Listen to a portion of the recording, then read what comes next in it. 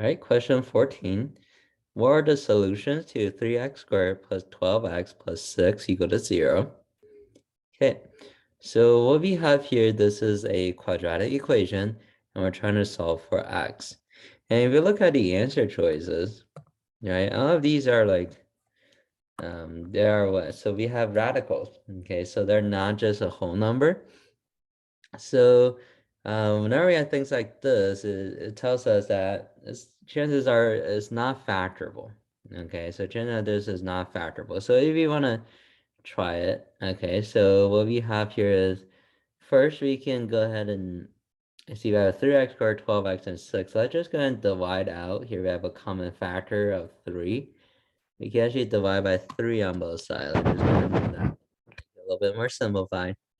So 3x squared divided by 3 is x squared, plus 12x over 3 is 4x, plus 6 over 3, that's just 2. And 0 over 3, that's 0. Okay, so this is our equation after we divide by 3 on both sides.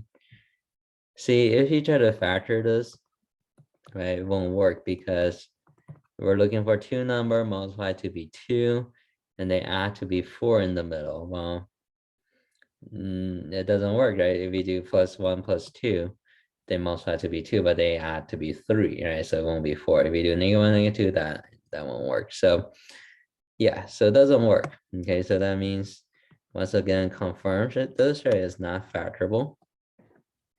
So what do we do when something's not factorable? Okay, this is when we can use the quadratic formula. Okay, so quadratic formula will always give us a solution for a quadratic equation, right? Even if it's factorable, we can still use the quadratic formula, but usually we use it for a question like this whenever it's not factorable, okay? And the quadratic formula is something you want to know, okay? So you want to memorize this. So it's x equal to negative b plus minus the square root of b squared minus 4ac, and that all divided by 2a.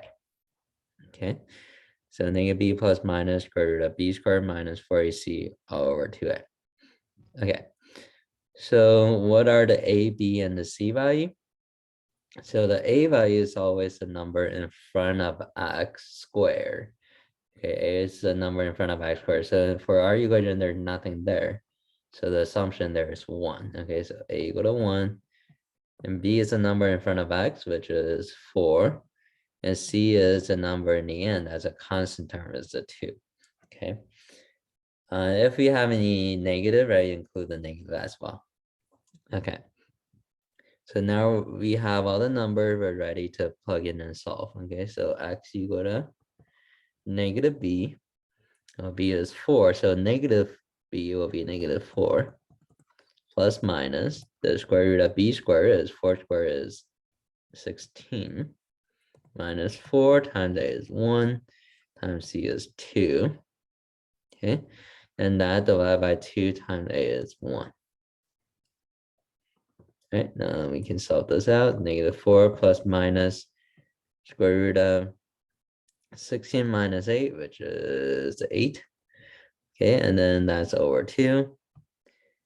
All right, and then keep on solving this. Negative 4 plus minus square root of 8. This is actually, we can simplify the radical here, right? So we can pull out a 4.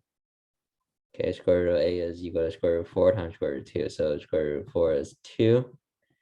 And then we have a square root of 2 there. Okay, so this is 2 square root of 2 over 2. Okay, and then on the top you have a 4 and 2. They're all divisible by 2. So let's just go ahead and divide it out. So you get negative 2 plus minus square root of 2. Okay, negative 2 plus minus square root of 2. And there we have our answer. So that should be letter A for number 14 here.